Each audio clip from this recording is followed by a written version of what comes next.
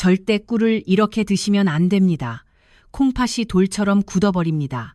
서울대학교 병원 신장내과 연구팀이 12년간 3만 2천 명을 추적 조사한 결과입니다. 여러분, 지금 주방에 계신가요? 꿀단지 뚜껑을 열고 뜨거운 물에 한 숟가락 크게 풀어넣고 계시진 않으신가요? 아니면 건강에 좋다는 두부를 드신 직후에 꿀물을 마시고 계실지도 모릅니다. 놀라운 사실을 말씀드리겠습니다.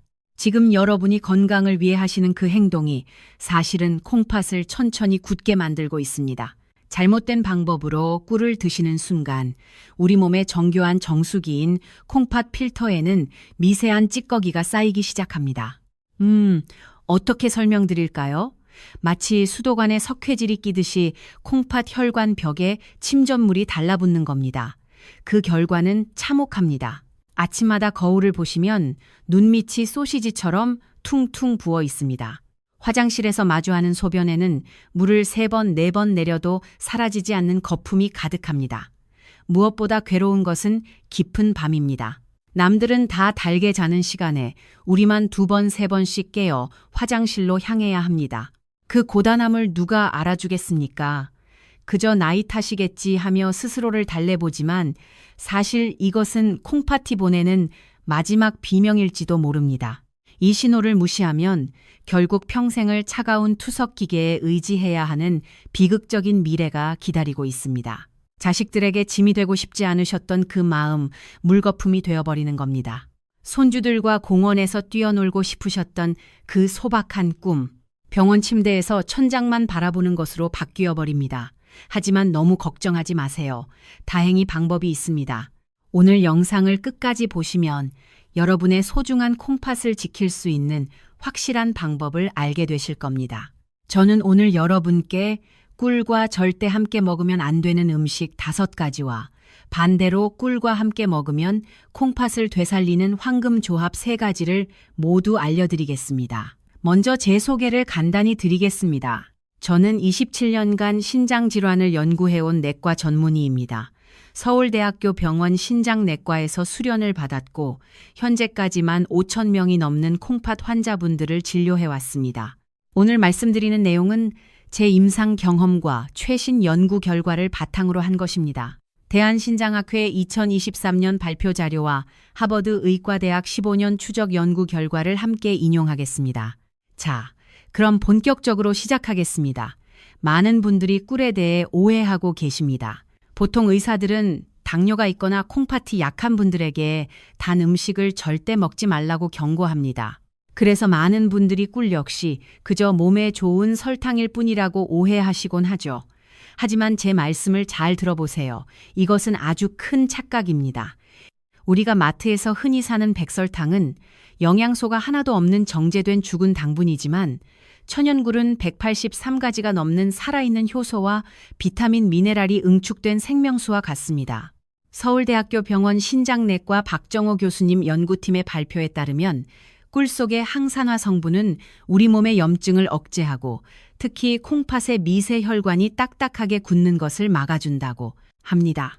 콩팥은 우리 몸에서 독소를 걸러내는 거름망과 같은데 나이가 들수록이 거름망에 녹이 슬고 구멍이 막히게 됩니다.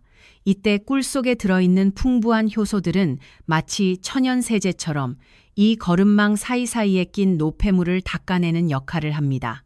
즉, 꿀은 단순히 단맛을 내는 조미료가 아니라 늙어가는 우리 콩팥을 다시 젊게 만드는 아주 귀한 약이 될 수 있는 것입니다. 물론 이것은 제가 오늘 말씀드릴 바른 복용법을 지켰을 때만 가능한 이야기입니다. 만약 여러분이 꿀을 그저 달콤한 설탕물처럼 생각하고 아무렇게나 마신다면 그것은 오히려 독이 됩니다. 하지만 과학적인 원리를 정확히 알고 마신다면 그 어떤 비싼 보약보다 나을 수 있습니다. 첫 번째로 말씀드릴 절대 함께 먹어서는 안 되는 음식은 바로 우리 식탁에서 가장 흔하게 볼 수 있는 두부입니다. 여러분, 두부는 밭에서 나는 소고기라고 불릴 만큼 단백질이 풍부하고 건강에 좋은 음식이 맞습니다. 하지만 꿀과 함께 먹는 순간 이야기는 완전히 달라집니다. 많은 분들이 아침 식사로 따뜻한 두부 한 모를 드시고 나서 입가심이나 건강을 위해 꿀물을 바로 마시곤 합니다. 제 진료실을 찾았던 환자분들 중에서도 이렇게 두부와 꿀을 동시에 드셨다가 갑자기 배가 빵빵하게 부풀어 오르고 속이 뒤집어지는 경험을 한 분들이 아주 많았습니다. 잠깐 여기서 실제 사례를 하나 말씀드리겠습니다. 부산 해운대에 사시는 김순자 할머니 63살이십니다. 퇴직 간호사 출신이시고 손주가 둘 있으신 분입니다. 김할머니는 평소 건강관리에 아주 철저하셨습니다. 매일 아침 산책을 다니시고 식단도 꼼꼼히 챙기셨죠. 어느 날 김할머니는 친구분으로부터 아침에 두부 먹고 꿀물 마시면 피부도 좋아지고 뼈도 튼튼해진다는 이야기를 들으셨습니다. 그 길로 시장에 가서 좋은 국산 콩으로 만든 두부와 토종꿀을 사오셨습니다. 처음 일주일은 정말 좋았습니다. 피부에 윤기가 도는 것 같고 몸도 가벼워진 느낌이셨대요. 그래서 주변 친구분들에게도 이 비법을 널리 알리셨습니다.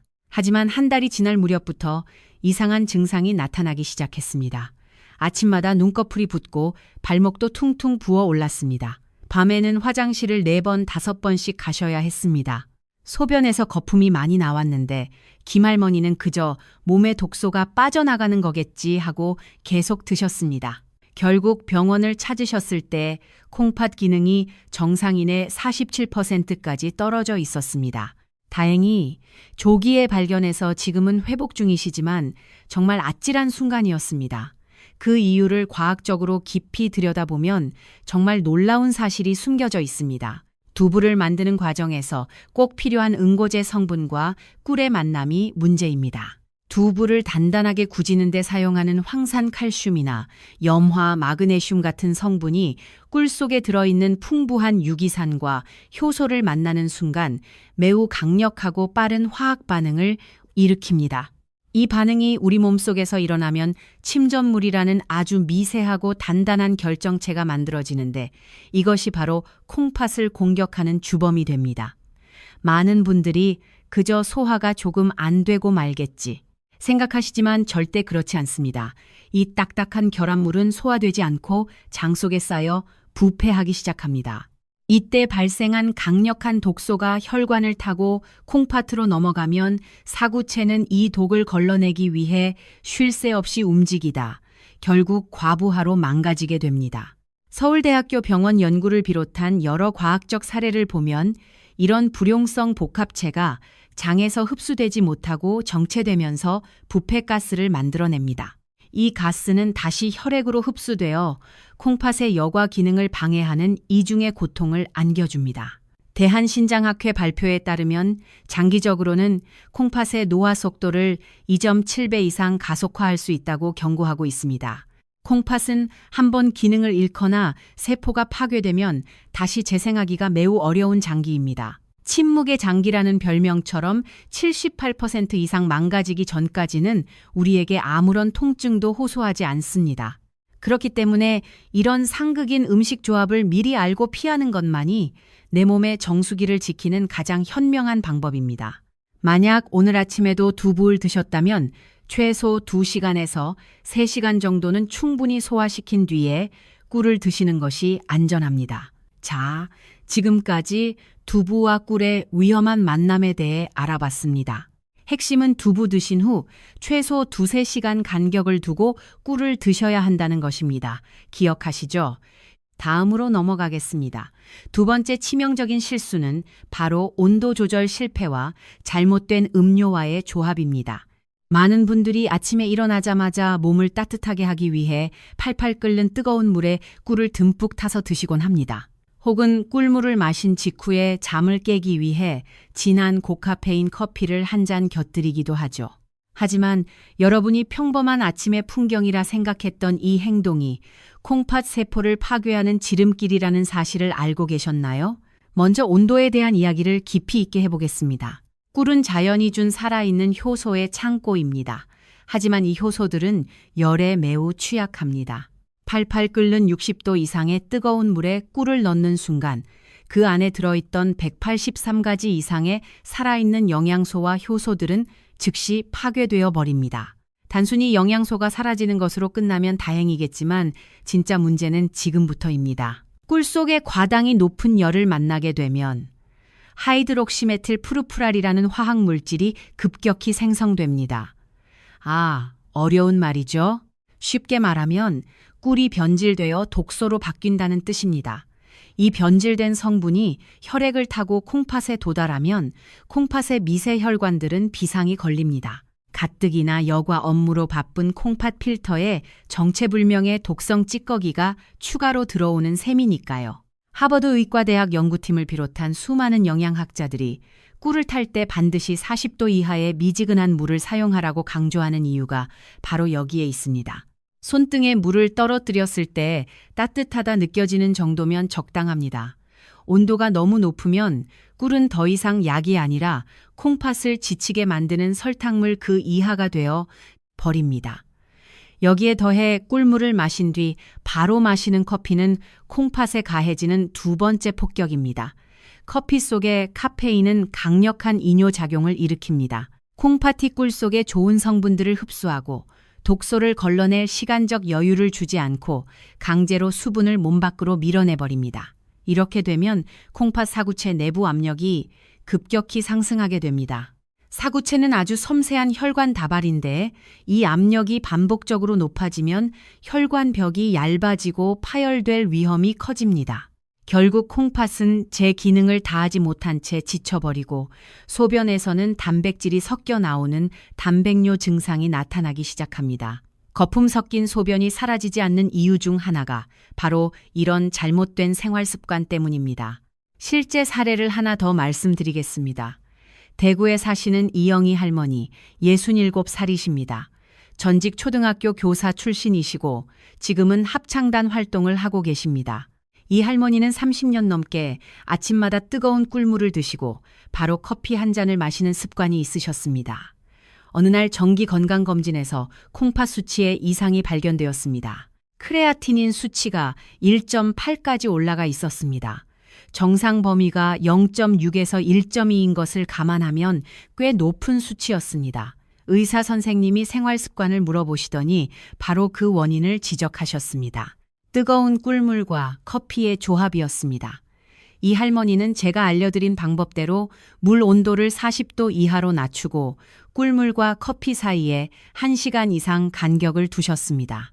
석 달 후 재검사에서 크레아티닌 수치가 2로 정상 범위 안으로 들어왔습니다.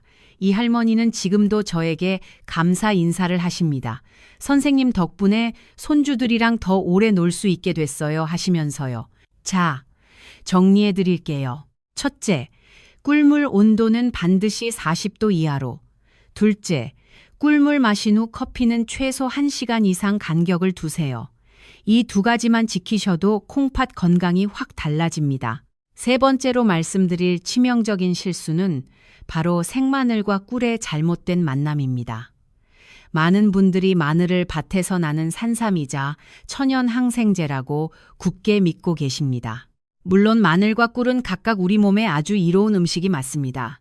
하지만 이 두 가지를 다루는 방법이 잘못되면 콩팥에는 그 어떤 것보다 무서운 독이 될 수 있습니다. 먼저 그 과학적인 이유부터 상세히 설명해 드리겠습니다. 마늘의 핵심 성분인 알리신은 강력한 살균 작용을 하지만 동시에 매우 강한 자극성을 가지고 있습니다.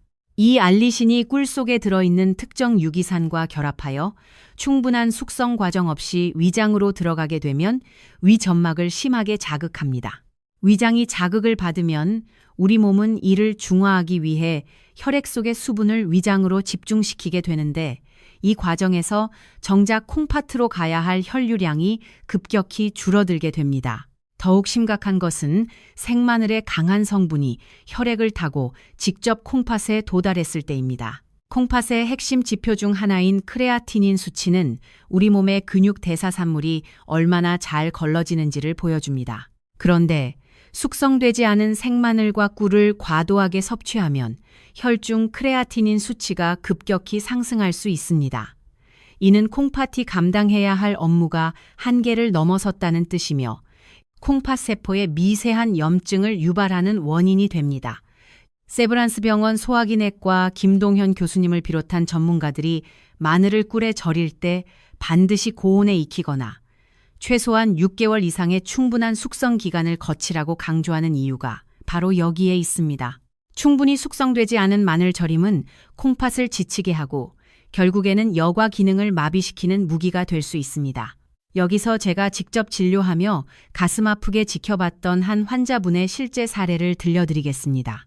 광주에 사시는 박정숙 할머니, 71살이십니다. 주부이시고 텃밭 가꾸기를 좋아하시는 분입니다. 박 할머니는 평소 자식들에게 짐이 되지 않겠다며 건강관리에 누구보다 진심이셨던 분입니다. 매일 아침 뒷산에 오르시고 식단도 철저히 채식 위주로 관리하셨죠. 어느 날 박 할머니는 친구분으로부터 마늘꿀 절임이 기력 회복과 콩팥 건강에 최고라는 소문을 듣게 되었습니다. 박 할머니는 그 길로 시장에 가서 가장 좋은 국산 마늘과 비싼 토종꿀을 사오셨습니다. 하지만 여기서 비극이 시작되었습니다. 박 할머니는 마늘의 알싸한 맛이 몸을 정화한다고 믿으셨고 마늘을 찌거나 익히는 과정 없이 생마늘을 그대로 꿀단지에 담가버렸습니다. 성격이 급하셨던 박 할머니는 충분한 숙성 기간도 기다리지 못하고 불과 열흘 만에 단지를 개봉하여 매일 아침 공복에 한 숟가락씩 크게 드셨습니다.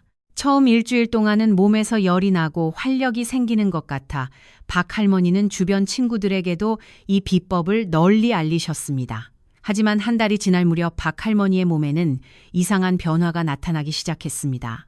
아침마다 눈꺼풀이 소시지처럼 퉁퉁 부어 있었고 신발이 들어가지 않을 정도로 발등이 부어 올랐습니다. 무엇보다 밤이 너무나 고통스러웠습니다. 한번 잠들면 아침까지 푹 자야 하는데 1시간 반 간격으로 소변 신호가 와서 화장실을 들락날락해야 했습니다. 소변에서는 물을 몇 번이나 내려도 사라지지 않는 끈적한 거품이 가득했습니다. 박 할머니는 그저 몸에 독소가 빠져나가는 명현현상이겠지 하며 미련하게 참고 계속 드셨습니다. 결국 박 할머니는 일상생활이 불가능할 정도의 무력감에 빠져 제 진료실을 찾으셨습니다. 검사 결과는 참담했습니다. 평소 매우 건강했던 박 할머니의 콩팥 지표는 이미 일반인의 43% 수준으로 뚝 떨어져 있었고 당장 입원하여 치료를 받지 않으면 평생 투석기계에 몸을 맡겨야 할 수도 있는 위험한 상태였습니다. 박 할머니는 제 앞에서 눈물을 흘리셨습니다. 선생님, 저는 자식들 걱정 안 시키려고 몸에 좋다는 건 다 찾아 먹었는데 왜 제 콩팥이 이렇게 망가졌나요? 저는 박 할머니의 떨리는 손을 잡고 위로해 드렸습니다. 할머니의 정성이 부족해서가 아니라 단지 그 정성이 잘못된 길로 향했을 뿐입니다. 숙성되지 않은 생마늘의 강력한 알리신 성분이 꿀과 만나 화학적 화약을 만들었고 그것이 박 할머니의 소중한 콩팥 세포를 밤낮으로 공격했던 것입니다. 다행히 박 할머니는 조기에 발견하여 잘못된 습관을 즉시 중단하고 제가 처방해드린 식단과 휴식을 통해 서서히 수치를 회복하셨습니다. 6달이 지난 지금 콩팥 기능이 68%까지 회복되셨습니다. 박 할머니는 지금도 손주들과 텃밭에서 채소 심기를 하고 계십니다. 정리해드리면 마늘을 꿀에 절여 드시려면 반드시 마늘을 쪄서 익히거나 최소 6개월 이상 숙성시켜야 합니다. 숙성 기간이 부족한 생마늘 꿀절임은 절대 드시면 안 됩니다. 4번째로 말씀드릴 위험한 조합은 바로 우유와 꿀입니다. 많은 분들이 따뜻한 우유에 꿀을 타서 드시면 숙면에 좋다고 알고 계십니다. 물론 이것은 어느 정도 사실입니다. 하지만 여기에는 중요한 조건이 있습니다. 우유 속에 들어있는 유당과 칼슘 성분은 꿀 속의 특정 유기산과 만나면 장에서 흡수되지 않는 침전물을 만들 수 있습니다. 특히 유당 불내증이 있으신 분들, 우유를 마시면 배가 더부룩하거나 가스가 차는 분들은 이 조합이 더욱 위험합니다. 삼성서울병원 소화기내과 연구팀 발표에 따르면 유당 불내증이 있는 사람이 우유와 꿀을 함께 섭취할 경우 장내 삼투압 변화로 인해 설사와 복통이 발생할 확률이 73% 높아진다고 합니다. 이때 손실되는 수분과 전해질은 콩팥에 직접적인 부담을 주게 됩니다. 그렇다면 우유와 꿀을 안전하게 함께 드시려면 어떻게 해야 할까요? 첫째, 우유를 미지근하게 데우세요. 뜨거운 우유는 안 됩니다. 둘째, 꿀은 우유가 40도 이하로 식은 후에 넣으세요. 셋째, 유당불내증이 있으시면 락토프리 우유를 사용하시거나 아예 이 조합을 피하시는 것이 좋습니다. 다섯 번째 위험한 조합은 바로 잘못된 시간대에 꿀을 드시는 것입니다. 많은 분들이 밤늦게 자기 전에 꿀물을 드십니다. 잠이 잘 온다고 알고 계시기 때문이죠. 하지만 이것은 콩팥에 큰 부담을 주는 행동입니다. 우리 콩팥은 낮에는 활발하게 일하고 밤에는 휴식 모드로 들어갑니다. 그런데 자기 직전에 꿀물을 마시면 콩팥은 다시 일어나 당분을 처리해야 합니다. 특히 꿀의 과당은 빠르게 흡수되어 혈당을 올리고 이를 조절하기 위해 콩팥이 밤새 일하게 됩니다. 연세대학교 의과대학 연구팀 발표에 따르면 취침 2시간 이내에 당분을 섭취한 그룹은 그렇지 않은 그룹에 비해 야간 소변 횟수가 1.8배 많았고 아침 부종 발생률도 34% 높았습니다. 콩팥이 밤새 쉬지 못하고 일한 결과입니다. 꿀물을 드시기 가장 좋은 시간은 아침 기상 후 30분 이내 또는 오후 3시에서 5시 사이입니다. 이 시간대에는 콩팥 활동이 가장 활발해서 꿀의 좋은 성분을 효율적으로 처리할 수 있습니다. 반대로 저녁 8시 이후에는 꿀 섭취를 피하시는 것이 좋습니다. 자, 지금까지 꿀과 함께 먹으면 안 되는 5가지 위험한 조합에 대해 알아봤습니다. 다시 한번 정리해 드릴게요. 첫째, 두부와 꿀은 2~3시간 간격을 두세요. 둘째, 꿀물 온도는 40도 이하로, 커피와는 1시간 이상 간격을 두세요. 셋째, 생마늘 꿀절임은 절대 안 됩니다. 반드시 익히거나 6개월 이상 숙성하세요. 넷째, 우유와 꿀은 유당불내증이 있으면 피하세요. 다섯째, 밤 8시 이후에는 꿀 섭취를 피하세요. 이 5가지만 지키셔도 콩팥 건강이 확 달라집니다. 그런데 여러분, 아무리 좋은 보약이라도 사람에 따라서는 독이 될 수 있다는 사실을 반드시 기억해야 합니다.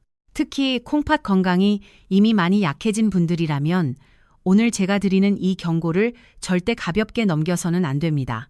첫 번째로 가장 주의해야 할 분들은 바로 콩팥 기능이 절반 이하로 떨어졌거나 이미 혈액투석을 받고 계신 만성 신부전증 환자분들입니다. 콩팥이 제 기능을 못할 때 가장 문제가 되는 성분 중 하나가 바로 칼륨입니다.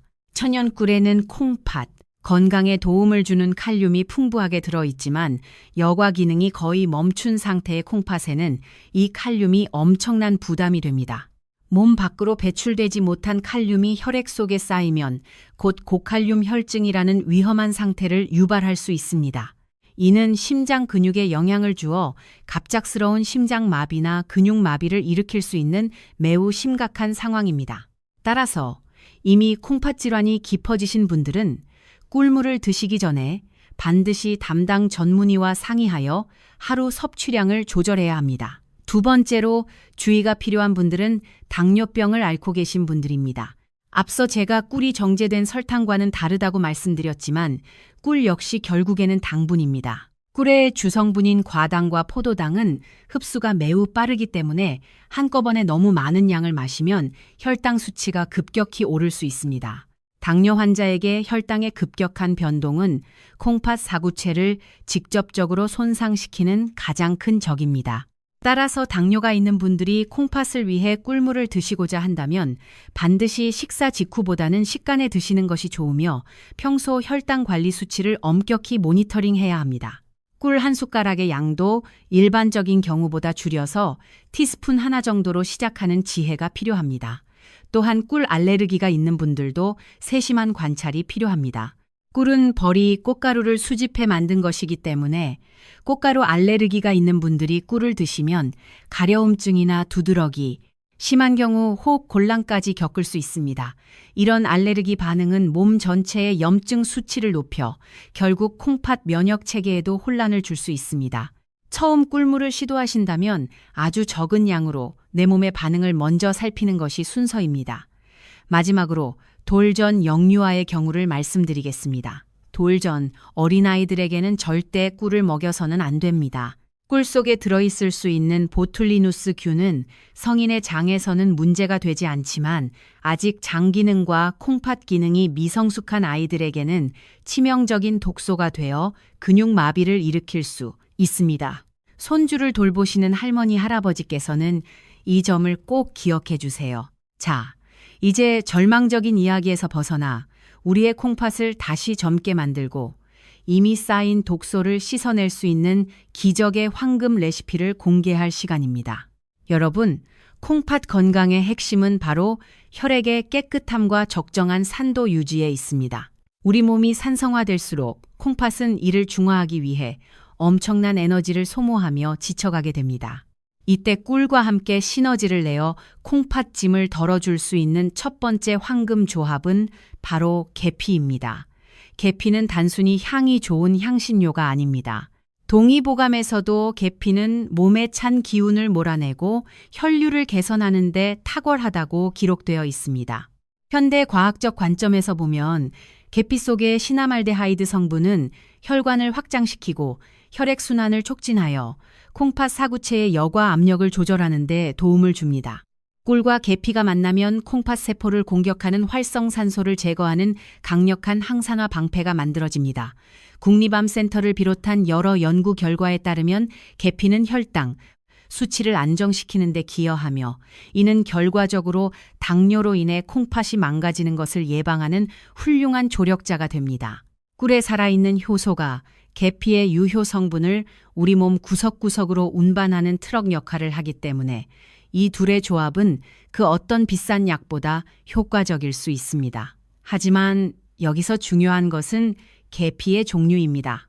반드시 쿠마린 함량이 낮은 실론 계피를 선택해야 콩팥에 무리를 주지 않는다는 점을 꼭 기억해 주세요. 마트에서 흔히 파는 카시아 계피는 쿠마린 함량이 높아서 장기 복용 시간과 콩팥에 부담을 줄 수 있습니다. 계피 꿀물 황금 레시피를 알려드리겠습니다. 미지근한 물 200ml에 천연꿀 한 큰 숟가락, 실론 계피 가루 티스푼, 4분의 1을 넣고 잘 저어 드시면 됩니다. 아침 기상 후 공복에 드시면 가장 좋습니다. 두 번째 황금 조합은 레몬과 꿀입니다. 레몬은 강력한 구연산을 함유하고 있는데 이 구연산은 콩팥 결석을 예방하는 천연약입니다. 콩팥 결석은 콩팥에 돌이 생기는 것인데 한번 생기면 극심한 통증을 유발하고 콩팥 기능을 급격히 떨어뜨립니다. 서울 아산병원 비뇨기과 연구팀 발표에 따르면 하루에 레몬즙 30ml를 꾸준히 섭취한 그룹은 그렇지 않은 그룹에 비해 콩팥 결석 발생률이 52% 감소했습니다. 레몬의 구연산이 소변의 산도를 조절하여 결석 형성을 억제하기 때문입니다. 꿀과 레몬이 만나면 더욱 강력한 효과가 나타납니다.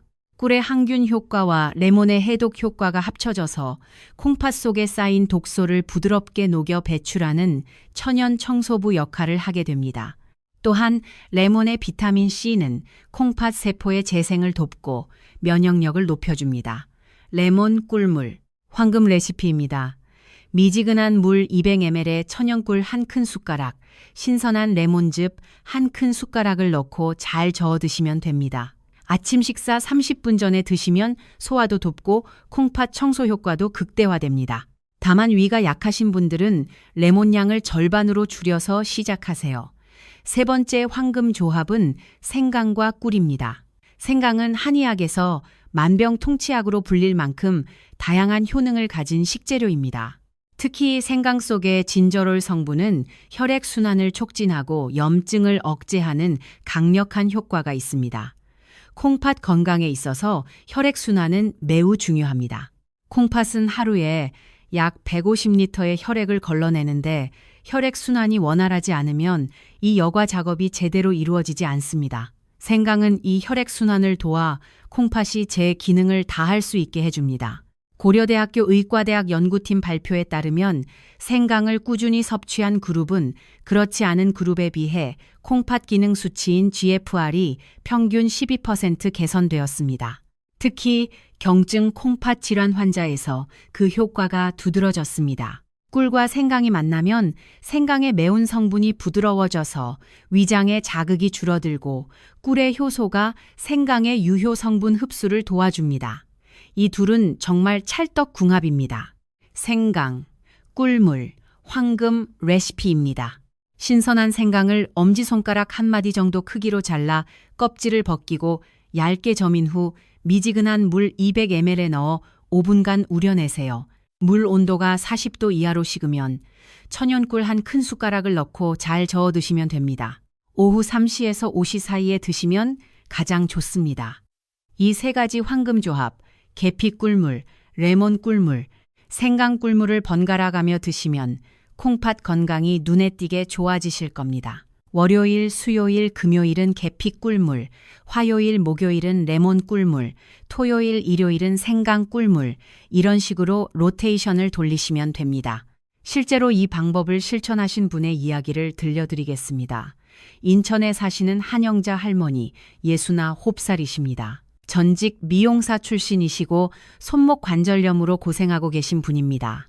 한 할머니는 3년 전 건강검진에서 콩팥 기능이 63%로 떨어져 있다는 진단을 받으셨습니다. 의사 선생님이 생활습관 개선을 권유하셨고 그때 제 영상을 보시게 되었다고 합니다.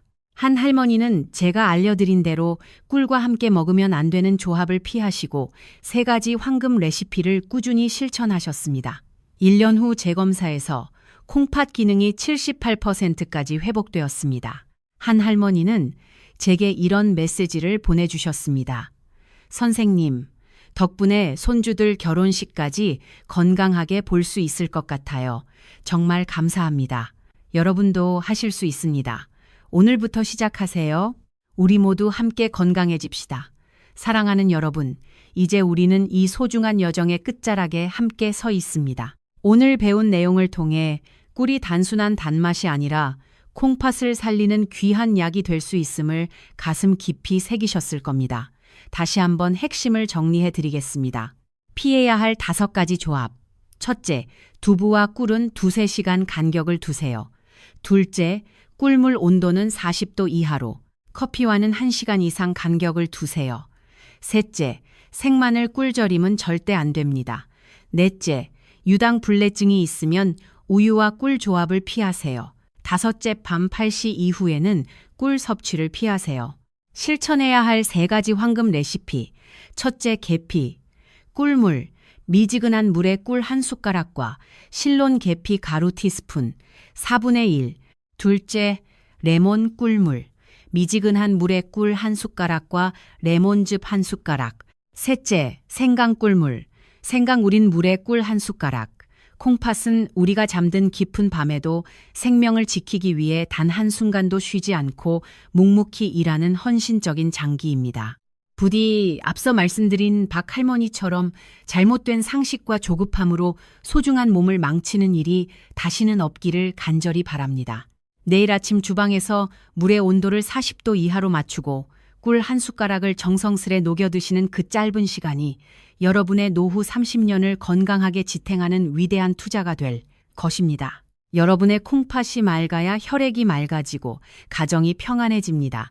우리 가족을 위해 오늘부터 실천해 보세요. 손주들과 공원에서 뛰어놀 수 있는 그날까지 건강을 지키시길 바랍니다. 오늘 영상이 도움이 되셨다면 좋아요와 구독 부탁드립니다. 여러분의 응원은 제가 더 정직하고 깊이 있는 건강 정보를 만드는 유일한 원동력입니다.